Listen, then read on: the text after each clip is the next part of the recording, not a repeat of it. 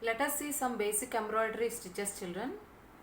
Running stitch, back stitch, stem stitch, chain stitch, lazy daisy, cross stitch, fly stitch and French knot. These are the kinds of stitches we are going to learn, and you need some tools for that. Embroidery hoop, it can be like this, or else a small one also you can take if you have. If you do not have any embroidery hoop, you can just use the fabric as it is. And you can also take a fabric of your choice, any kind of fabric you can take. Needle you need, and threads, scissors. These are the required.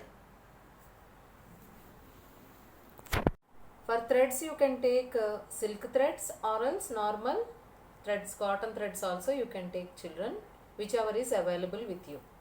Children, in this stitch you can just draw a line, or else you can put dots at equal distance, and it will be comfort for you and easy for you to create the design.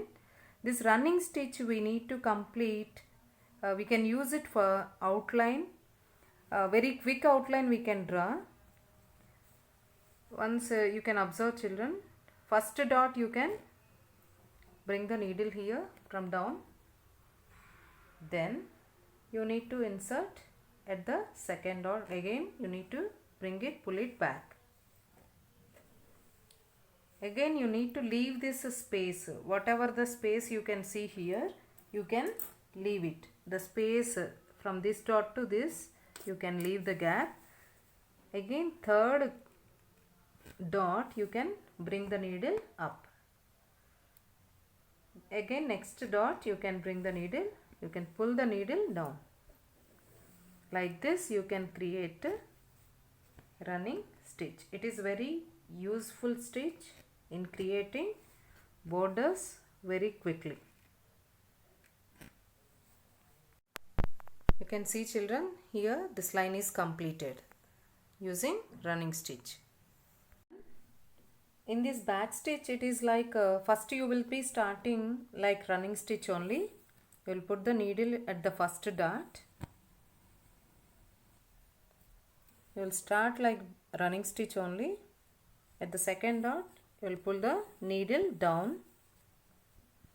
Again third dot you will bring the needle up. In running stitch you will move to the next dot, but you will not, in this back stitch you will not go to the next dot. You will come back to the second dot, the previous dot, wherever you end the stitch. Here you will pull it down. Again the next dot you will go, that means fourth dot. From fourth to again we need to come back to the previous dot. Again next dot, again back, next dot. Like this you have to complete the entire design.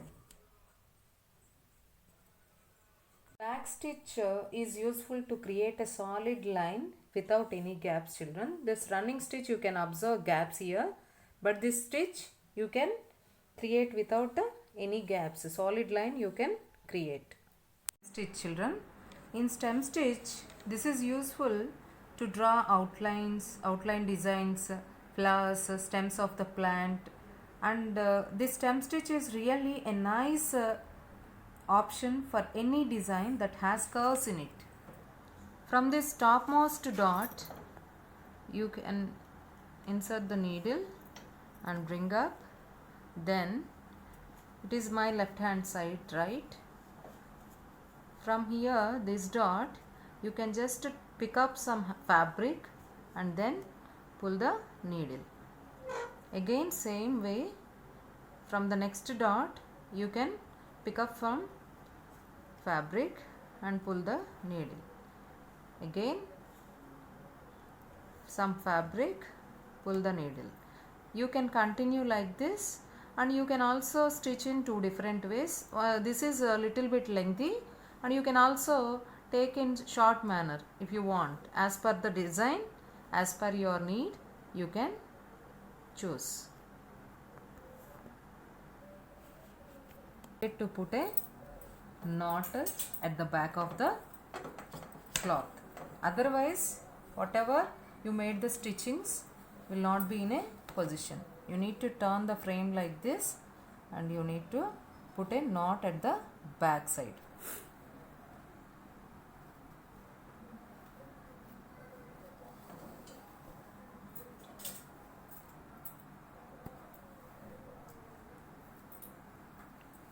Chain stitch, children. This is also most widely used stitch.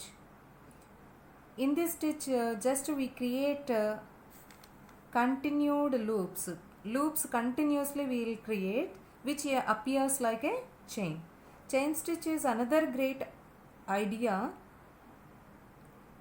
for outlines, fillings, to create different kind of patterns.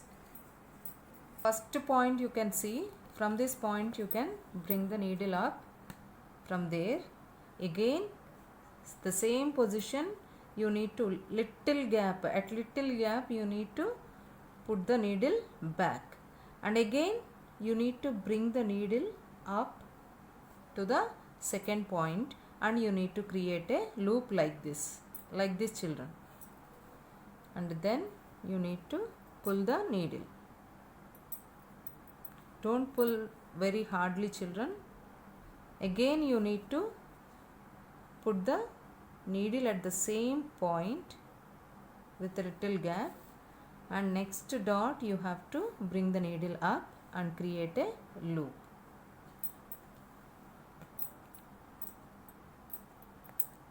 Again same way you will continue, children, and complete the design.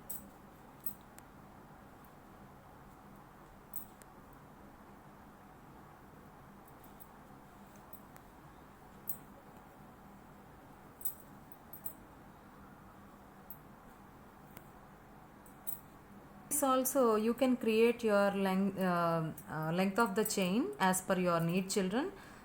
Till now here this is a little bigger chain, and here you can see little smaller chain. You can still more reduce the length of the chain and you can stitch as per your need. You can stitch, children, and definitely you need to put the knot at the end.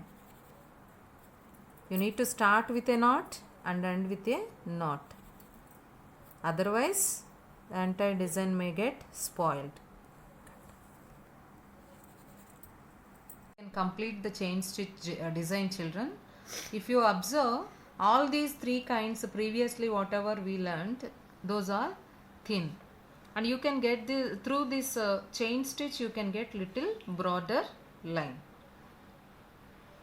Our next stitch is lazy daisy, children. It is also just like chain stitch only, but you will not continue the chain. It will be like a single chain. That single chains you can call it as a lazy daisy. It is mostly used in floral patterns. Children, it is not continued chain, I said. You can have the chains like this, small ones also like this. You can see here at this sharp edge you need to bring the needle up, then at little gap you need to again go to the topmost part of the design, then there you need to little bit loose also you can make, and there you need to again put a knot. Again you can come back here like this, you can pull.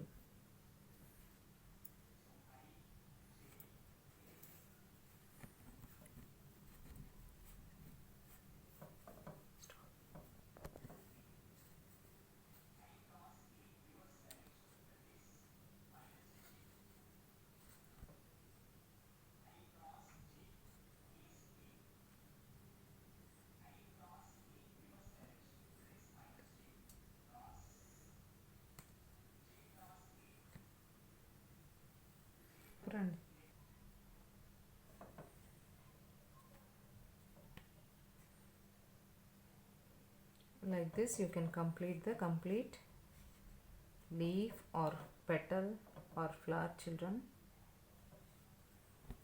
and you need to put at the end a knot.